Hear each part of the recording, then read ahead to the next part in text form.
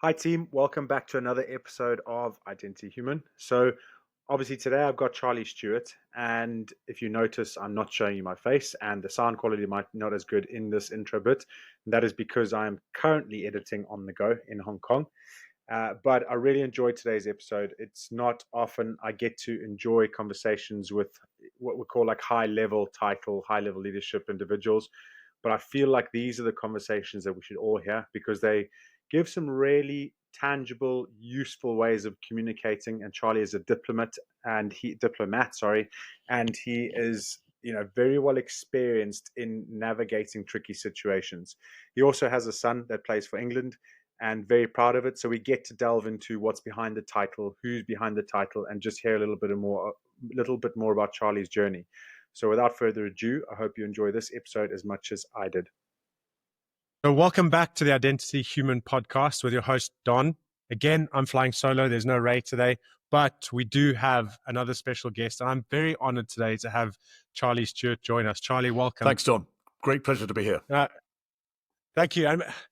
I've been very excited to have you on because in all honesty, we'll get into the title that you've got on LinkedIn and get you to explain that a little bit. But I really like the fact that you've got, and for the listeners, like Charlie's got a lot of experience from a leadership point of view.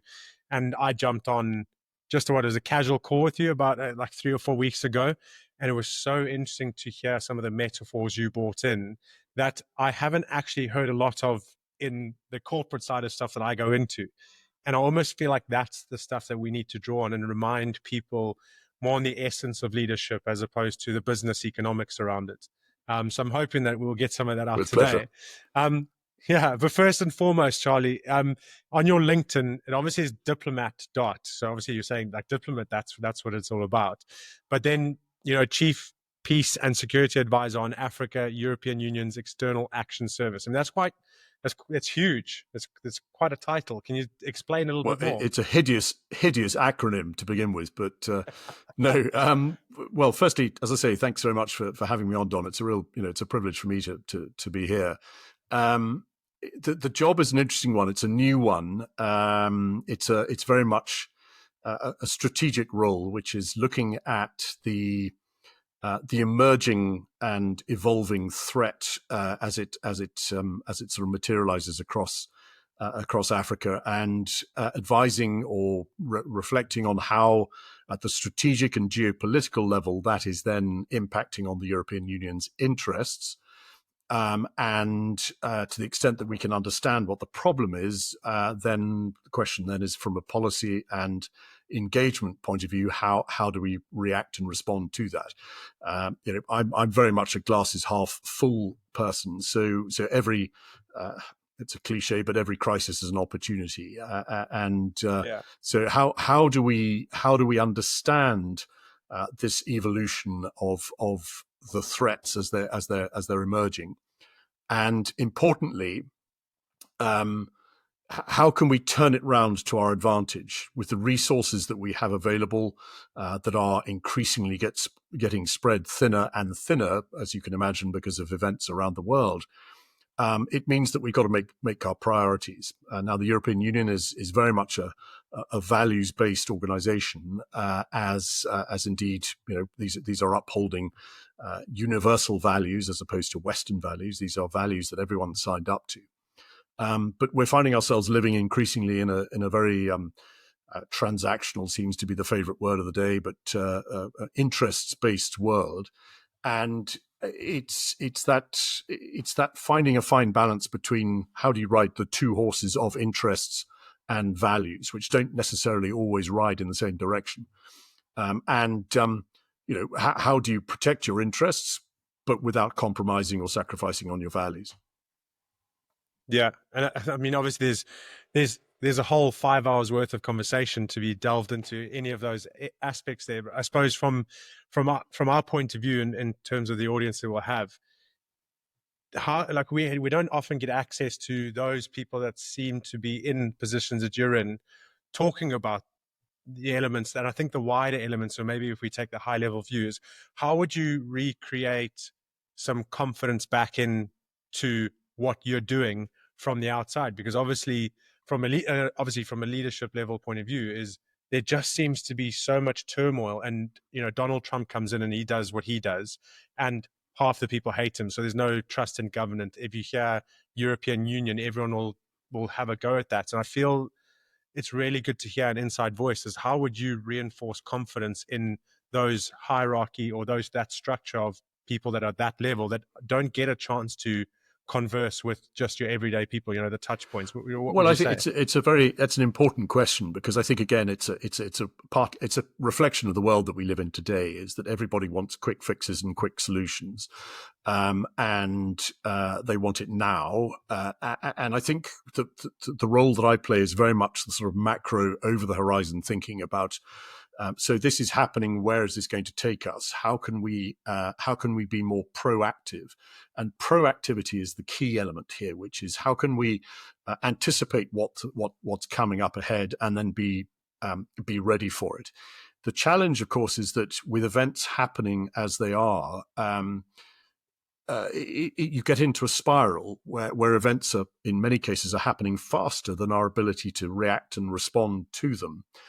Or make decisions about how to respond to them. In many cases, are the instruments and tools and programs and budgets that we have available are already set, and they're not particularly flexible.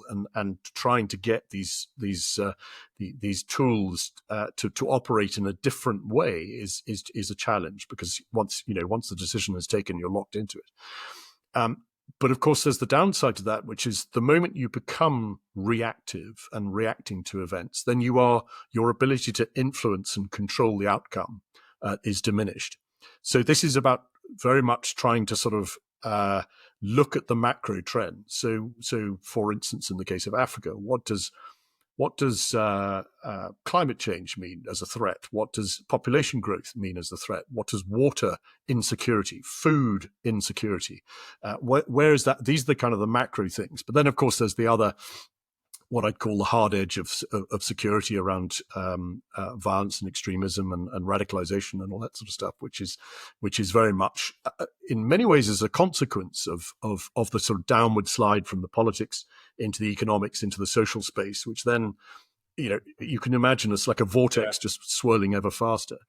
And I think there's from a European point of view, and as we engage with our African partners, and the key word here is partnership, because in many ways we want to have the same thing, which is prosperity. But what does that actually mean? I mean, it's an easy word to use, and we want peace and we want all that sort of stuff. But you're not going to have prosperity if your focus is on getting trade and investment coming in. You're not going to get that without stability. So again, it's a journey of, well, okay, in this particular context, if we want to have prosperity, what does that mean? And what is it that's preventing us achieving that? And let's have a conversation, together across the table, respectfully, and engaging with one another to understand one another's perspectives. And that's the key thing here is about perspective, appreciating and respecting the alternate perspective.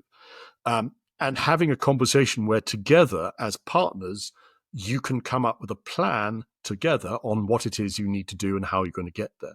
So it's, why are we doing this? What is it that needs to be done to achieve the why, and how are we going to do it? And then that reflection of across the spectrum of what needs to be done, looking at what is being done already, what is being done by others, and where are the synergies that we can leverage off? How can we start actually making it a genuine coalition of activity? Because, and then, lastly, is also identifying where the gaps are in all of that. Because if you can identify the gaps, then you can start filling those gaps, if not with your own instruments, then perhaps by encouraging others to come on board. But in all of that, you have to have a narrative clear about what you're trying to do. There's a very famous old Chinese expression that talks about strategy without tactics is the slow path to success, but tactics without strategy is the last sound you hear before defeat. And so all too often we focus on the kind of the operational and the tactical level, but without a sense of, why are we doing this? Why does this really matter? And if you can at least agree on the why, then the what and the how is easier to define. Yeah, do you know what's amazing to hear that? Because obviously the angle that Identity Human podcast, everything's trying to do is, I always talk about perspective from an individual point of view, and we bring it right down to who Charlie is, and any battles that you go through, it's always about finding perspective. Then you take it into a marriage, it's all about exactly what I was like just thinking there. If you take it into a marriage, it's why are we married, where are we going, what are the gaps, what are we not getting, what's the missing information. And even up at that level, and why I'm really trying to highlight this to our listeners, is it's those principles don't change, because it's still about getting two people that have different perspectives to a table to try and create a common ground to go and go and achieve what is commonly defined as success up that level. So I think the next question is, what have been the challenges that you faced going into that kind of environment? What, like, from an individual perspective? Well, first and foremost, you can imagine that being British and working for the European Union is a bit of a challenge. But as I've said on other podcasts, the kind of standard joke is that there's only 12 of us left that don't have a second passport. So we're calling ourselves the Dirty Dozen. As we either die or retire or retire, disappear, or whatever it is, we'll go down to the Hateful Eight, the Magnificent Seven, the Famous Five, and so on, until we're the last ones standing. Fantastic Four. But so in that respect, it's been a bit of a challenge, certainly since 2019 and the withdrawal of the UK from the European Union. But in many ways, that's quite liberating. From my experience, because it's meant that, how does one say it? I found it's liberating because it means I can sit in a room and I'm not worrying about saying the right thing or worrying about offending someone or thinking about my promotion or whatever it is. It's like, because what are you going to do? You're going to fire me? It's like I'm being flippant, but it means that therefore you can sit there and you can ask difficult questions and you can push superiors on matters that are of concern, which is why are we doing this? Why does it matter? And if you can't tell me why it matters, then we're just doing stuff for the sake of doing stuff. And I think this is one of the other areas that from my experience, it's what do you measure success by? And all too often we measure success by perhaps how much money we've spent, or how much equipment we've delivered, or how many people we've trained, or whatever it is. But so what? What's the effect of all of that? What's the impact of all of that? What's the outcome of all of that? And if you can't articulate the outcome, then what you're doing is you're just doing things for the sake of doing things. And that what it means is you build your narrative around a bunch of free electrons that are generating a lot of heat but not a lot of light. And my job is very much about, again, it's a bit of a cliche, but it's connecting dots. How do I bring those electrons together so that actually they do magnify effect in a more constructive way? And the challenge, I think, probably to answer your question more succinctly, is the real challenge is often getting people to see the perspective. We're looking at often the same thing, but from different perspectives. And it is that thing of, how can I come to your side of the table and see it through your perspective? And I'd like you then to come to my side of the table and see it through my perspective. And then respectfully, we can have a conversation about the common thread, what it is we're trying to achieve here. Yes, there will be different ways of doing things. Yes, there will be different experiences, different cultural backgrounds, different exchanges. But all too often, is if you can just focus on why it is we're doing this, the rest of the conversation becomes, in my experience, much easier. And it takes someone good to be reminding everyone as the journey goes on to remember the why. Well, I mean, I again, another image I often describe to people is, I say it feels sometimes like it's a room filled of, depending on whether you like classical music or modern music, but it feels like a room filled with musicians that are calling themselves a band or an orchestra, frankly, some of them are really good at what they're doing. Some don't know what they're doing, or they've got the wrong music, or their instruments are broken, or they don't know how to play the instrument they've been given. And so what you end up with is the collective noise that's being generated by all these people who call themselves musicians is utterly incoherent. And we're expecting that orchestra or that band to be playing Chopin or Rachmaninoff or jazz or blues or whatever. But frankly, if they could play Frère Jacques and the Wheels on the Bus Go Round, at least that's coherent noise you can build on. So all too often, what's needed in all of this is a conductor, is to make sense of actually, right, you guys can stay in the corner, you practice what you're doing, you're really good. You guys, here are some new instruments. We're going to invest a bit of time and energy in getting you to learn how to read music or play the instrument. And it's achieving rhythm and the synchronization of activity.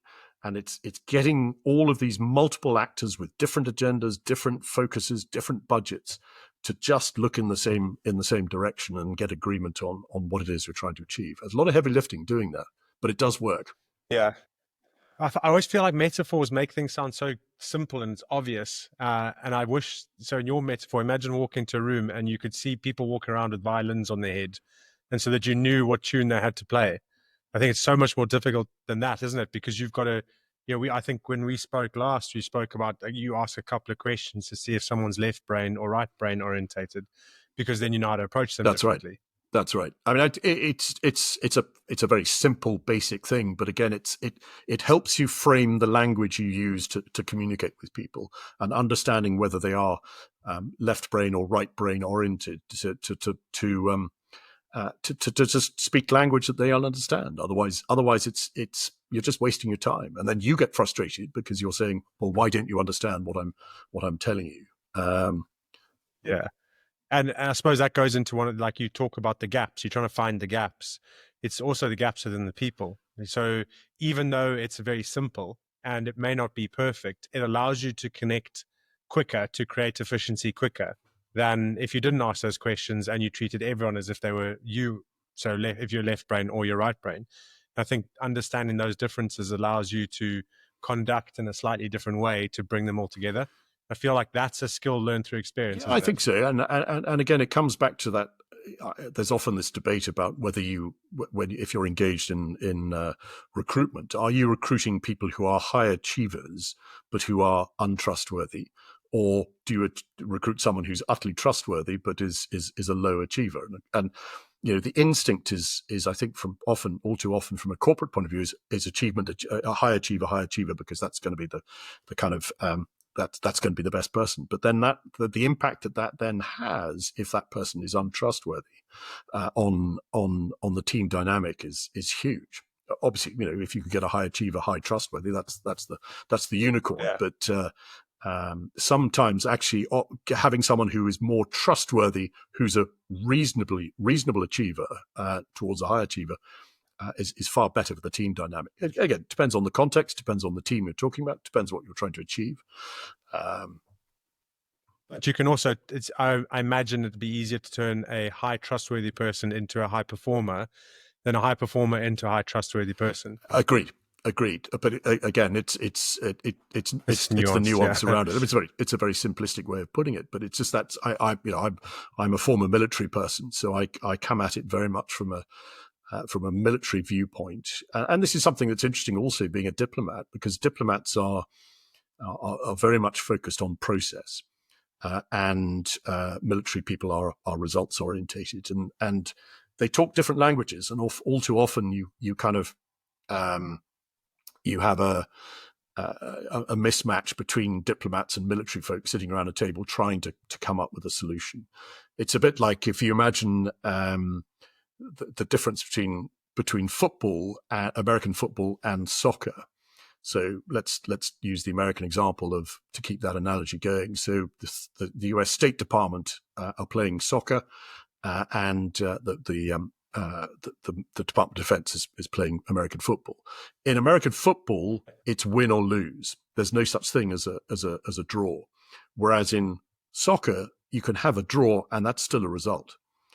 And it's just that thing of often getting the two sides to see that what is the result here that we're looking for? What is, and it may be totally different, but it's how do we find a common ground? Because I suppose there are some circumstances when a draw is a definite win, because if you create a win for one, it's a loss for another. Correct. But as long as if the draw is simply about keeping the process going, but all the while you're making compromises. There's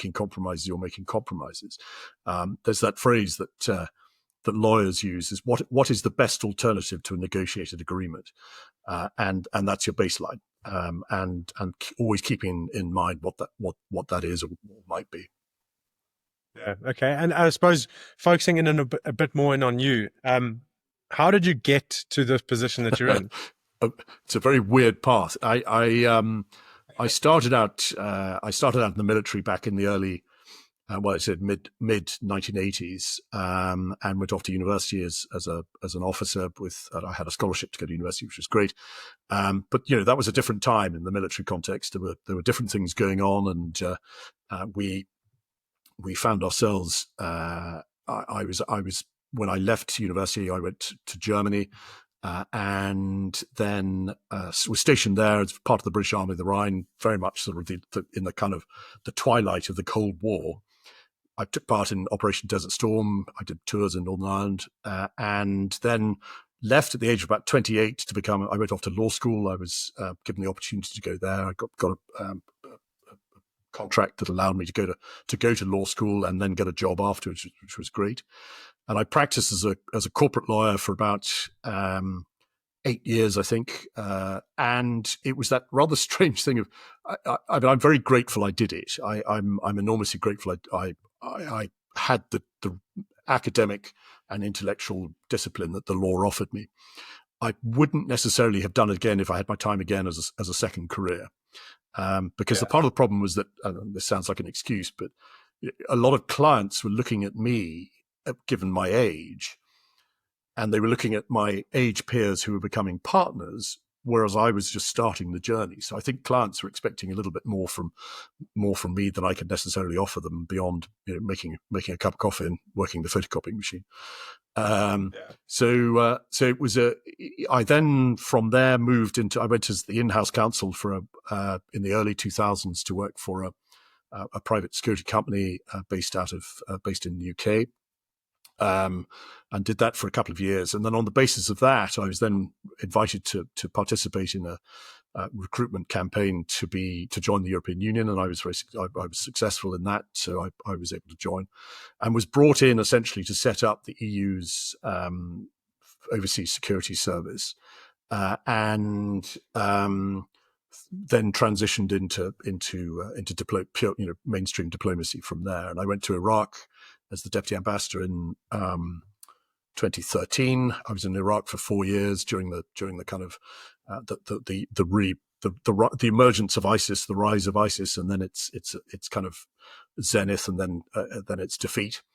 And then from there, went to Tanzania and ended up as our head of delegation in Tanzania until Brexit, and then I was recalled back to Brussels from there. Okay. I mean, what was that time in Iraq like? There must have been some interesting experiences there, because you go over as an ambassador. Yeah, I was the deputy ambassador in Baghdad, but when the ambassador was out, I had to act as the chargé, as the kind of the number one.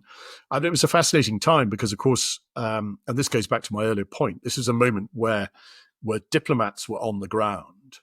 The threat was converging on Baghdad, and there was probably one day I'd say in 2014, 2015, where we were seriously looking at each other going, are we going to be able to get out? Because it was converging very quickly. And there were lots of plans that were being made for closing down embassies, and people back in capitals were saying, we need to pull you out. We need to pull you out. And my view was that we had to be there on the ground. We needed to understand what was going on, because the moment we left, we were just like any other, news agency looking in from the outside. So our role was very much about steadying the ship, being on the ground, and then making sense of as the military campaign started to build up and was pushing ISIS back, and more territory was being liberated. This was in 2015.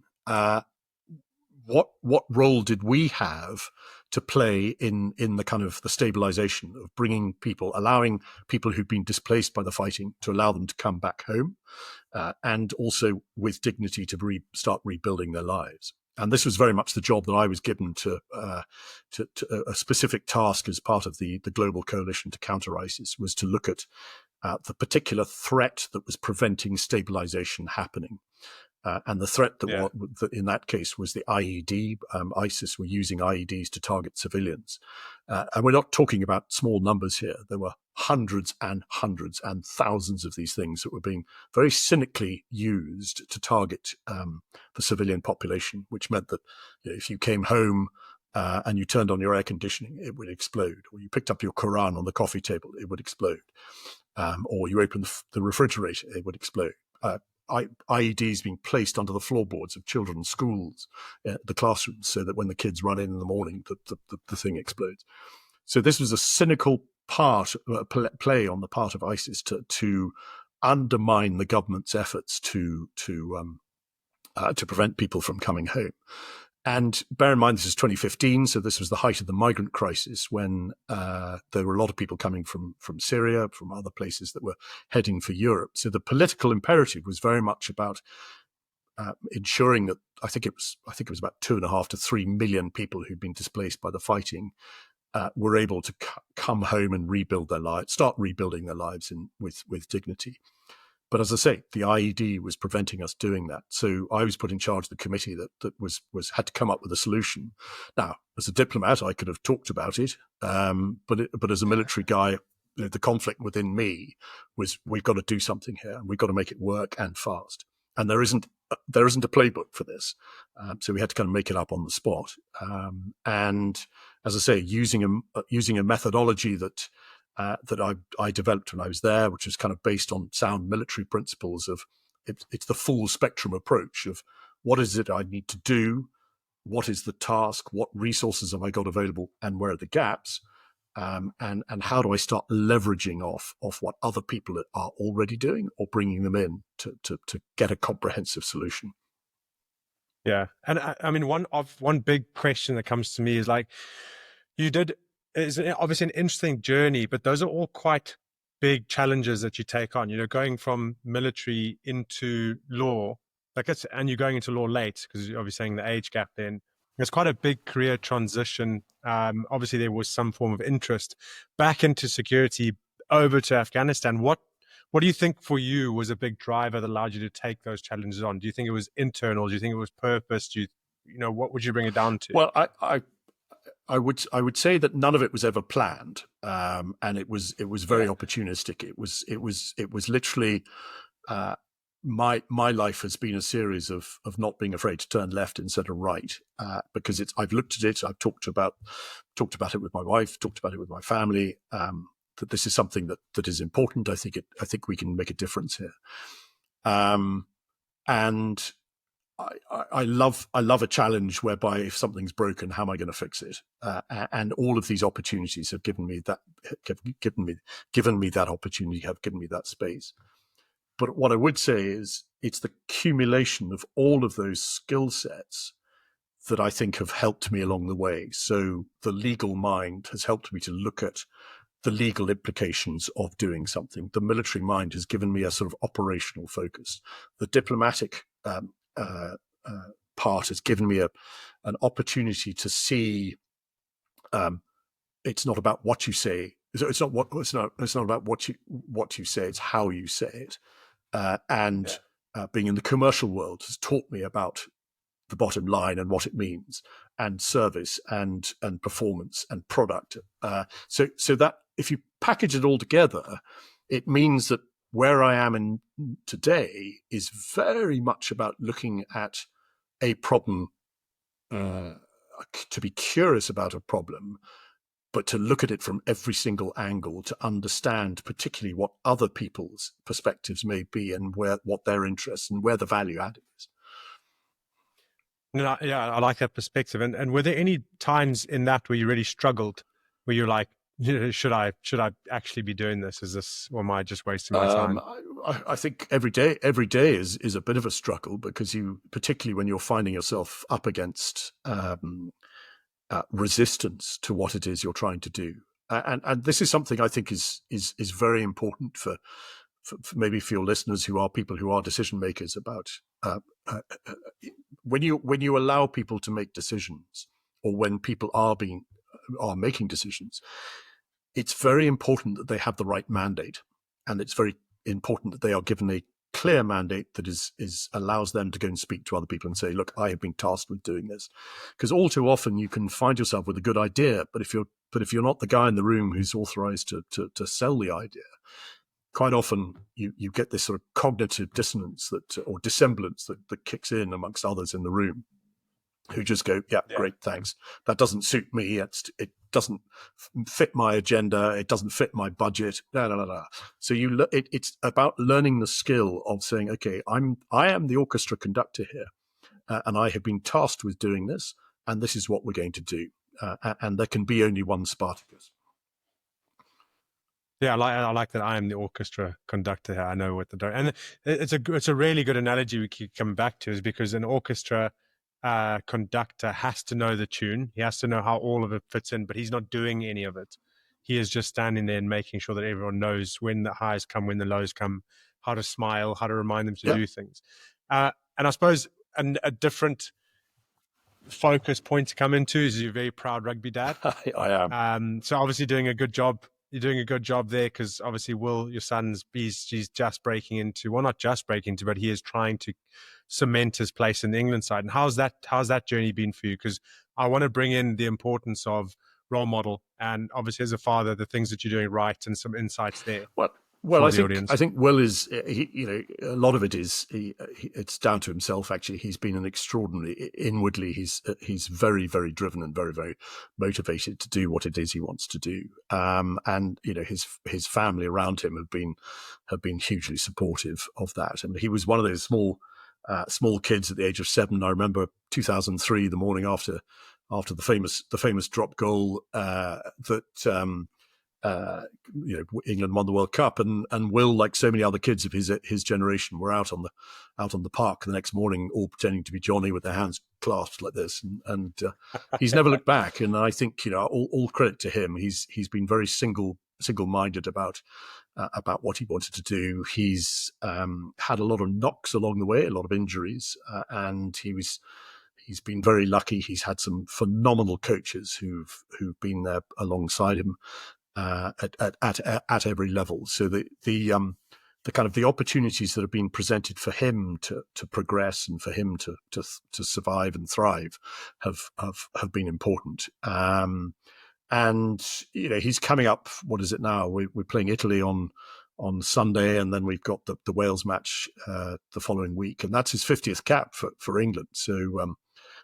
That's pretty impressive, and fingers crossed he may get himself a place on the Lions squad this year. We'll see that. We'll know in middle of April, I guess. But no, he's doing well, and I have to say, but as a parent watching it, it's agonizing because it's again. I love rugby. I played rugby up to a certain level. My father played internationally as well, so he I didn't reach that height, but I love the game. I love the sport. I'm very passionate about the sport. But it's now being the father of someone or a parent of someone who's playing at that level. It's no more. It's not just about the 80 minutes. It's the build up to the game. Is he going to get picked? Is he going to play? Is he going to come off the bench?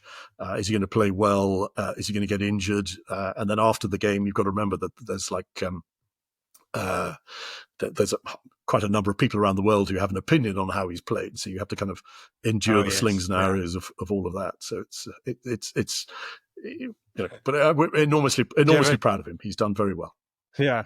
Of course. And do you ever get tempted to jump to defense on the keyboard warriors? Or Absolutely do you not. Just, Absolutely not. Absolutely not. And that would, I think that would be unhelpful to him. It's not you. It takes you down a rabbit hole that you don't want to go down.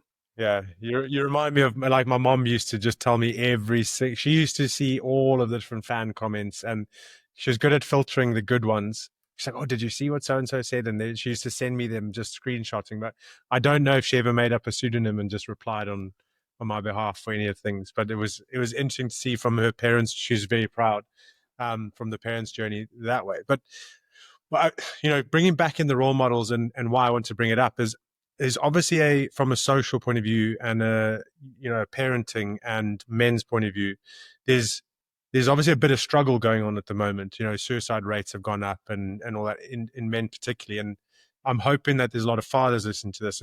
Is there anything that you could say that might just remind someone that is struggling as a dad, and he's being hard on himself, and he's got these high expectations of kids, as parents sometimes do?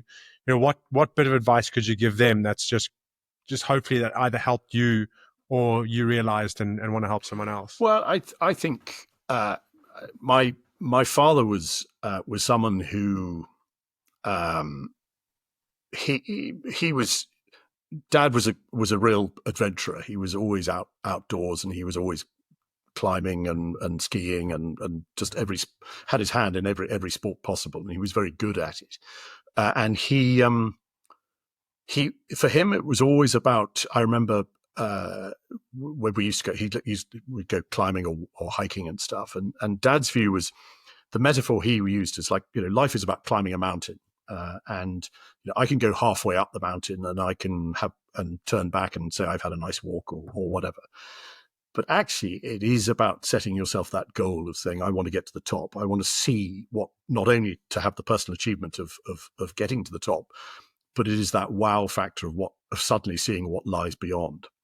And some of my happiest memories, I think, as a child, I do remember sitting with Dad. I mean, he didn't smoke, but it was the only time I ever saw him smoke. Was he'd sit at the top of a mountain and just watch the sunrise, and he'd have a fag in his mouth, and he'd just look utterly contented. And I just thought, that's quite. There's some aura here that if you could package it, it's there's something about just appreciating what's going on around you. And I as I say, I'm very much a glasses half full person. So I kind of instinctively am always pushing for the top of the mountain to try and see what lies beyond, because it is that magical thing of seeing a great view, or a great, I don't know, seeing a sunrise or a sunset or whatever. Just that be curious about the environment. That's the thing, and teach your children to be curious. Teach your friends to be curious. Teach your family to be curious. We live in Belgium, and one of my great regrets from when I was serving in the army out in Germany was that I didn't explore my surroundings. I would sit in our officers' mess like all my colleagues and grumble about the fact that we weren't back in London or whatever. So I'm frantically trying to make up for time now that we're living in Europe, because everything's on our doorstep. And despite Brexit, which is a tragedy, the beauty of being here, where so much, I'm an historian, amateur historian, there's so much history on your doorstep that you can just go scrabbling around looking for things and looking away from the beaten path for things that haven't been touched for sometimes hundreds of years. It's incredible. Yeah, I think it's great, and I think the mountain, or the get to the top of the mountain as a goal analogy, it's the one big thing is it keeps you looking up. Correct. So that, like, when you stop looking up, you start to look down, and you can sometimes review a bad part of the journey and get focused on that. Whereas the mountain is, keeps you looking. But there's a caveat on the mountain one, because of course, and this is something that often mountain climbers will tell you, is that when you stand back from the mountain and you look at it in its entirety, it looks very straightforward. It looks, okay, well, we can do that. But it's that moment when you're suddenly up against the rock face and you're thinking, okay, where's my first point of contact? And that's all too often is the challenge. And it's that, I suppose the lesson from that is preparing your route before you get there. But if you keep that metaphor going, with all of our kids, we've sat down with each of them and have when they've talked about what they want to do with their lives and where they want to go and what they want to make out of it. I'm for me, the most important thing is that if they're happy, and it's important that they are appreciative of the people around them, and that they are curious about their world. But whatever they want to do, understand what it needs to take to get to that point. If you deviate from that line, that's fine. It doesn't matter. But just understand that the moment you deviate, it's going to take you longer to get back to where you want to go to if you're still following that path. And again, that doesn't matter. It just understand what the implications and consequences of your actions and decisions are. I think the important point that I'll take away from that is people can get through anything as long as they feel like they've made the choice. And that's why choices become so important. And you always got to try and find the way that you've made the choice. That's why you're doing what you're doing. And then I suppose shifting it back slightly to you, Charlie, what's been, I'd say, the greatest lesson in your journey? The greatest lesson I would probably say is not to waste opportunities. And so when you are presented with something, reflect on it and decide whether it's good for you, whether by doing whatever that opportunity is or taking advantage of it, it makes you a better person. If there's something you can learn from it, if there's something you can benefit, or if you can benefit other people from it, or by doing it, you actually learn more. It's curiosity. Be curious. Be curious. Be curious. Yeah. And there's that lovely phrase where curiosity killed the cat, but satisfaction brought it back to life. I haven't heard the second bit to it. I love that. And then, what scares you the most? Getting old. No. Okay. No.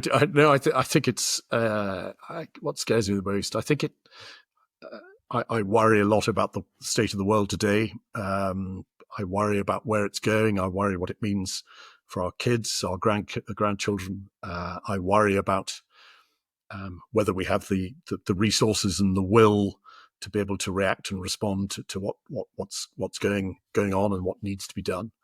But again, as I say, there are lots of exciting young people who are coming up, who are the future, who need to see the world through a positive lens, and not to be too downhearted by what's going on. Yeah. And where would you start on that? So you said obviously what scares you about the way that things are going and everything. Where would you start? Where would you ask if I suddenly had 16 million listeners to this, something went viral and they came into this exact point, and you could give them one message, what would that be that everyone could try and do a collective impact that had this compounding effect?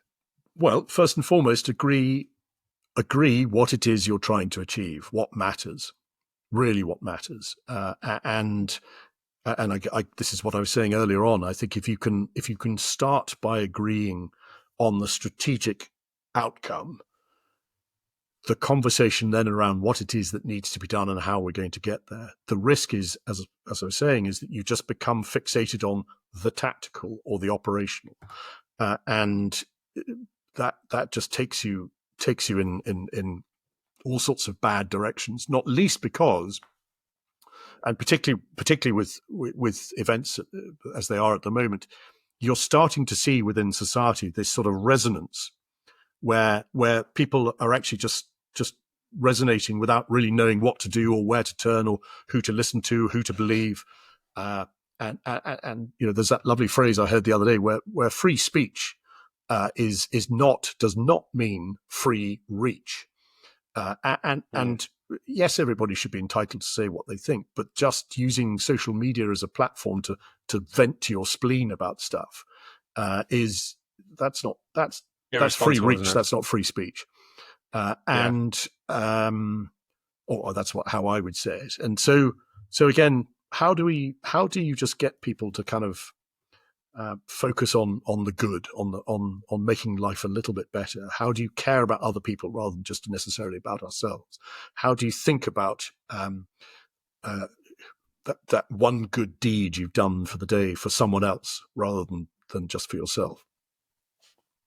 Yeah, and I suppose framing, like just the takeaway I've got from that is it's framing it correctly, where you don't want to be blindly optimistic that stay positive and everything will be fine. It's recognizing that there are challenges, but actually those challenges remain whether you are pessimistic or optimistic about them.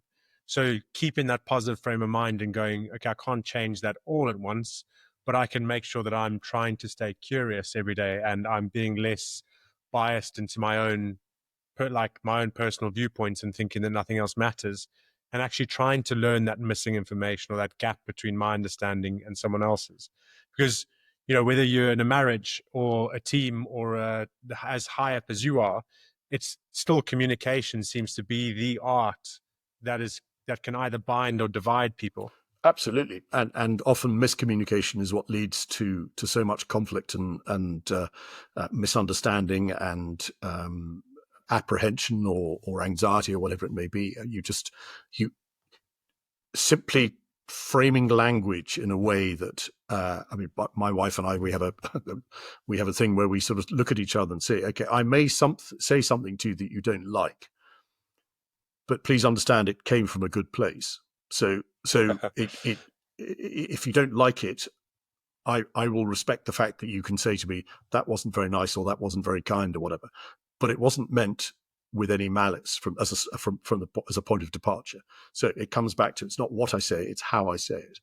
And if we can, our starting point then is, okay, time out. We need to kind of have a conversation around what you just said and what did you mean by what you just said, and having that conversation just allows us to decompress in a way that doesn't waste time, energy, resource, or effort, and take us in a bad direction.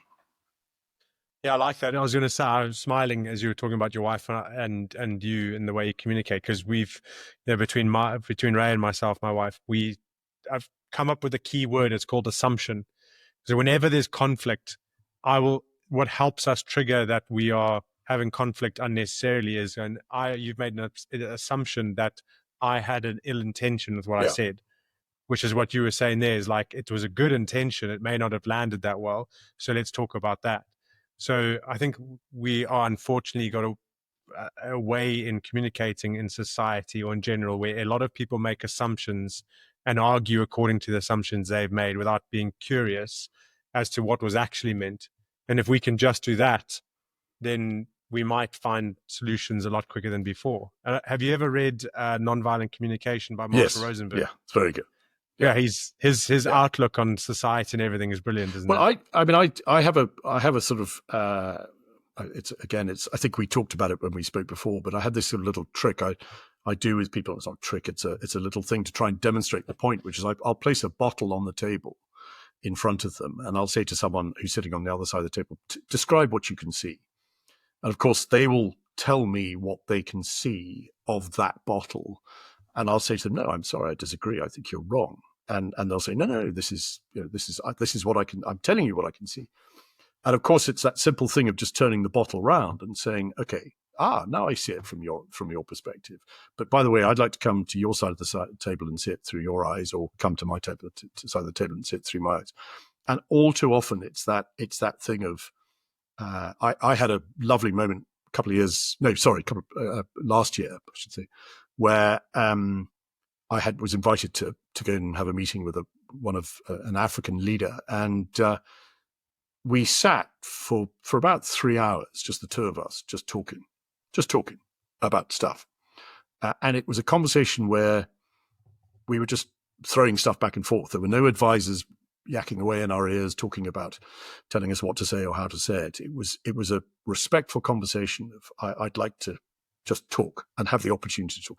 And I think that's a problem also, is that all too often we don't find the time to talk and communicate and listen and empathize and all of those things that matter so much in verbal dialogue. Yeah, I think curiosity and communication are going to solve a lot of issues if we can somehow manage to find the answer to that.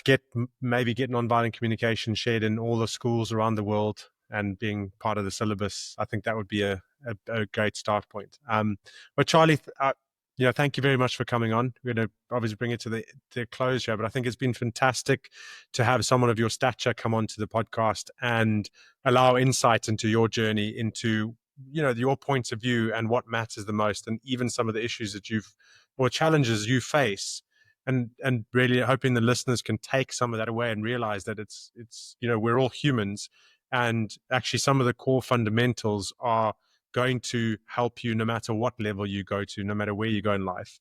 And I really appreciate you coming on and be able to give some of your gravitas and some of your thoughts towards any of the subjects that we spoke about. Not at all, Don. As I say, it's a privilege and a pleasure. As I said, you talked about what was my fear.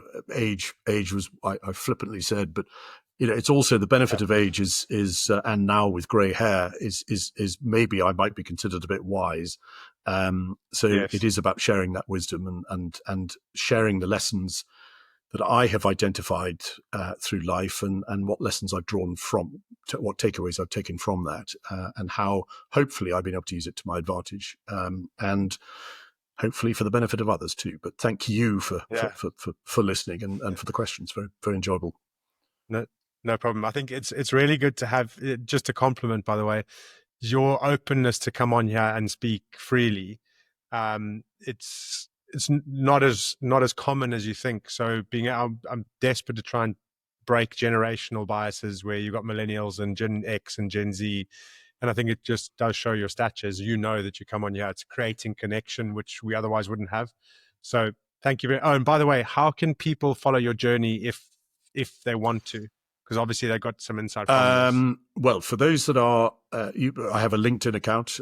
Don't ask me what it is, but you can just Charlie Stuart. I'll put the link in the show notes. And for those that are interested in history, I've got a little website, a blog that's running called www.greatstories-withdates.com. Again, I can send that to you, but it's just an unusual sort of Instagram and Facebook. Okay, perfect. Thanks very much, Charlie. I really appreciate it. Much obliged. Thanks so much. Right, cheers. Bye. Bye.